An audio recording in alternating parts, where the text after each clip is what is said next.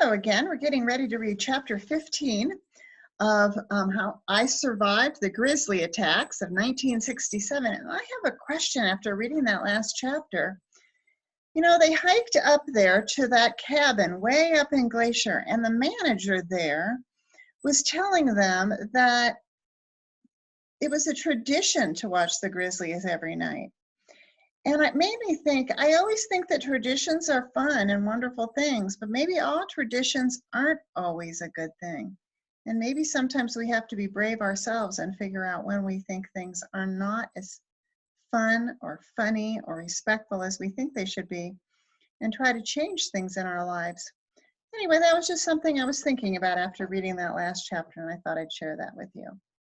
We're getting ready to read chapter 15 because they just discovered that there's a campground where people sleep in tents, and the Grizzlies have to walk right through there to get to the garbage dump. And they don't think that sounds safe at all. So it was later that same night, and the sun was dropping behind the mountains, and the sky turned bright purple. They changed out of their sweaty clothes and were now in the dining room eating dinner. The sounds of happy chatter and clinking silverware rang out around them, but the mood at their table was grim.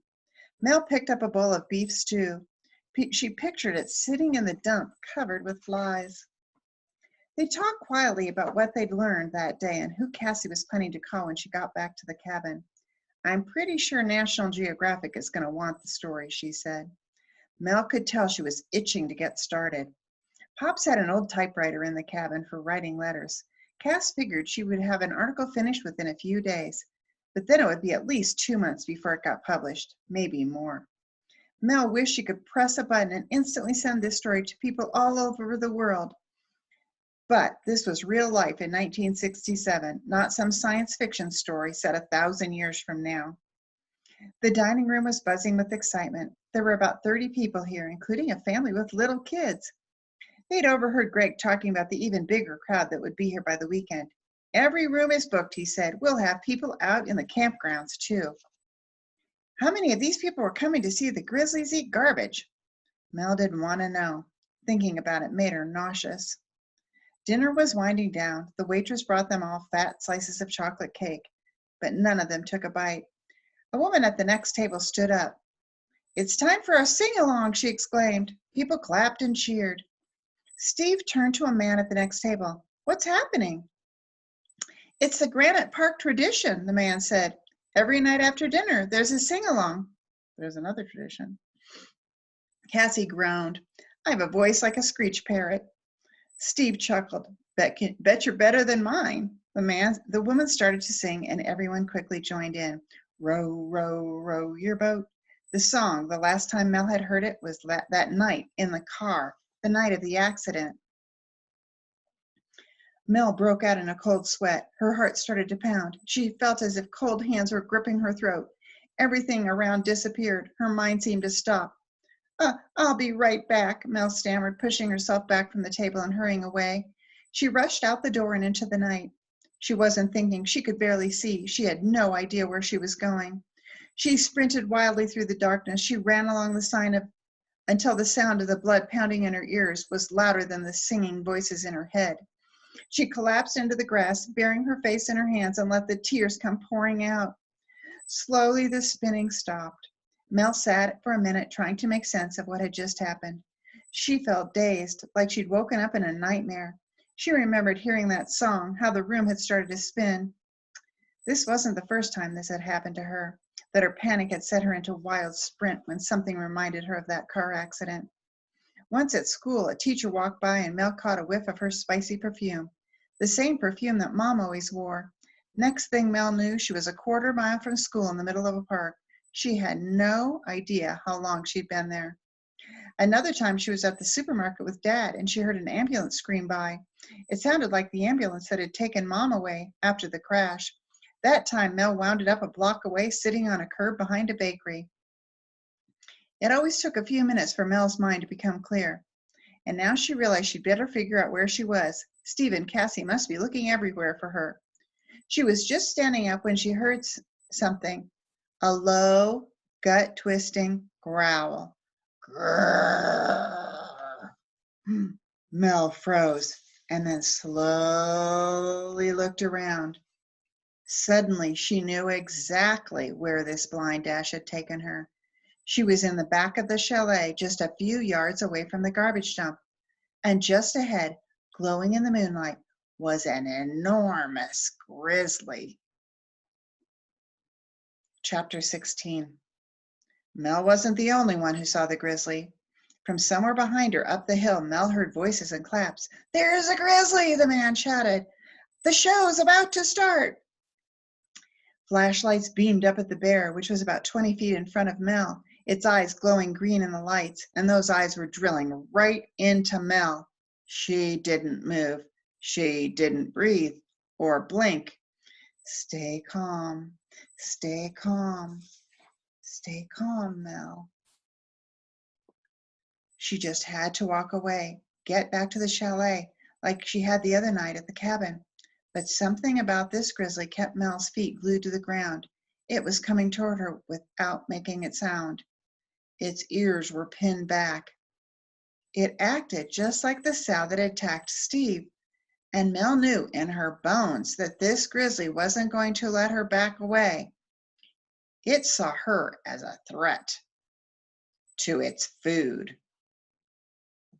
That ditch was right behind her, and the air smelled of garbage mixed with fresh food. The workers were probably already dumping some of tonight's leftover, the bait, to get the grizzlies to come for the show. The cheers and whoops were getting louder. People obviously had no idea Mel was down there. Their flashlights were pointing at the bear. The beams danced around, stabbing at the grizzly's eyes. She had no doubt that the lights were making the grizzly even more furious. "Stop!" Mel wanted to scream, but she was afraid to make a sound. Her only hope was to drop down and play dead. She prayed the attack would be quick. She realized she had no pack strapped to her back, no thick hiking boots, nothing to protect her from but her light t-shirt and shorts. She thought of that scar on Steve's leg. She had only seconds to decide what to do.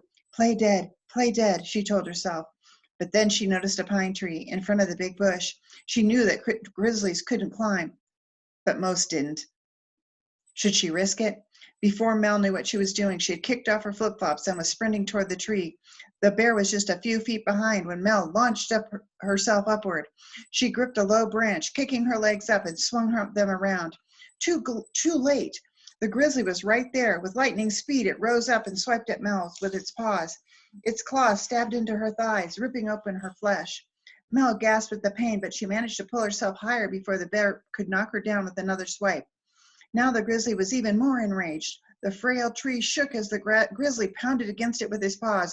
Grrr! Suddenly, a man shouted, "Wait! That's a girl in the tree!" The cheering and clapping stopped. It became eerily silent. All Mel could hear was the bear's low, hissing breaths. A woman shouted, "We need to help her!" And then, crack! The branch snapped and Mel fell into the darkness. That's the end of chapter 16. And if you all remember, when do you remember hearing that? At the very, very beginning of the book. Remember, that was the very first chapter we read. Mel was climbing up the tree and the tree broke and the grizzly was after her. Let's see what's going to happen. Mel fell through the sharp pine branches. They scraped and stabbed her as her body twisted and turned. She grasped desperately for them, but the fragile twigs broke off in her hands. She landed with a jarring thud in the bushes, smacking her head hard on the ground. She shook off the pain and sat up. Grrr! The bear was just feet away. She could see its glistening black nose, the gleaming points of its canine teeth. Mel braced for a feeling of claws slashing through her skin, jaw crunching down on her bones. She gripped a long, sharp branch that must have broken off when she fell. She sat up and held it out in front of her. A ridiculous weapon, a little stick. She wouldn't have been surprised if that grizzly had laughed. Mel heard something rustling in the bushes right in front of her, probably some terrified squirrel. Voices echoed, "Mel, Mel, where are you, Mel?" It was Cassie and Steve. The grizzly stepped toward her, its eyes burning with fury. Its muscles rippled under its shaggy fur. The rustling of the branches got louder, and then Mel heard a strange new sound. Click, clack, click, clack, click, clack. Before Mel knew what was going on, she was pulling the stick back and jabbing it into the bushes. The stick hit something big and solid, and then that something leaped out of the bushes. It landed on the ground between Mel and the grizzly. Mel's mouth fell open. It was a huge porcupine. Its quills stood straight up like metal spears. The bear reared up on its hind legs. It let out an ear-splitting roar, not of fury, the sound of a high-pitched, ragged, almost a cry.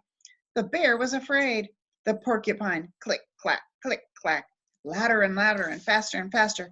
Mel's heart thundered. In that moment, everything seemed to disappear. The voices shouted her name. The footsteps closed in, the flashlight beams getting closer and closer. At that moment, there were just the three of them, the grizzly, the porcupine, and Mel. 3 terrified animals alone in the wild. Woo! Wow. All right. Next time, we're going to read 2 more chapters, the last 2 chapters of the book. Until then, enjoy. Bye-bye.